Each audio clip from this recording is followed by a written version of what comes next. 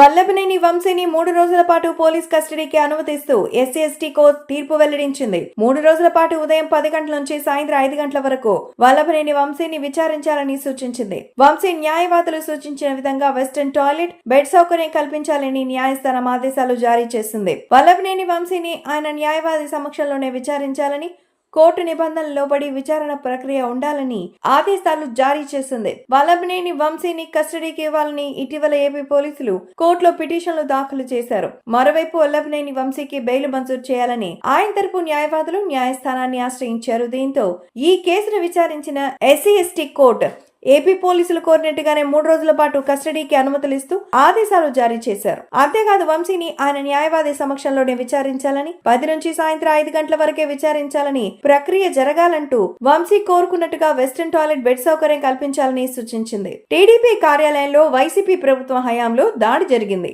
నాటి దాడికి వైసీపీ నాయకులే కారణమని టీడీపీ నాయకులు అప్పట్లో ఆరోపించారు. దీనిపై చర్యలు తీసుకోవాలని నాటి డీజీపీని కలిశారు. అయినప్పటికీ ఆ కేసులో ఎట్లాంటి ముందడుగు పడలేదు. అయితే కూటమి ప్రభుత్వం అధికారులకు వచ్చిన తర్వాత టీడీపీ కార్యాలయంపై దాడి జరిగిన కేసు తిరగదోడింది. నాడు టీడీపీ కార్యాలయంలో కంప్యూటర్ ఆపరేటర్ గా పనిచేస్తున్న సత్యవర్ధన్ పోలీసులకు ఫిర్యాదు చేయడంతో వల్లభనేని వంశీపై కేసు నమోదు చేశారు. ఆ తర్వాత సత్యవర్ధన్ ను వల్లభనేని వంశీ అనుచరులు అపహరించారని, అందువల్లే అతడు ఫిర్యాదును వెనక్కి తీసుకున్నారని టీడీపీ నేతలు ఆరోపించడం మొదలుపెట్టారు. దీంతో ఈ కేసులో మరో కోణం వెలుగులోకి వచ్చింది. ఈ క్రమంలో సత్యవర్ధన్ ఫిర్యాదు చేయడంతో వల్లభనేని వంశీని ఏపీ పోలీసులు ఇటీవల హైదరాబాద్ లోని రాయదుర్గం ప్రాంతాల్లో అరెస్ట్ చేశారు. ఆ తర్వాత విజయవాడకు తీసుకొచ్చారు. న్యాయమూర్తి ఎదుట ఆయన ప్రవేశపెట్టడంతో న్యాయమూర్తి సూచనల మేరకు ఆయనకు జ్యుడిషియల్ రిమాండ్ విధించారు. ఇటీవల వల్లభనేని వంశీని ఏపీ మాజీ ముఖ్యమంత్రి వైఎస్ జగన్మోహన్ రెడ్డి పరామర్శించారు. కేసులకి భయపడద్దని, తను అండగా ఉంటానని ఆయనకు హామీ ఇచ్చారు.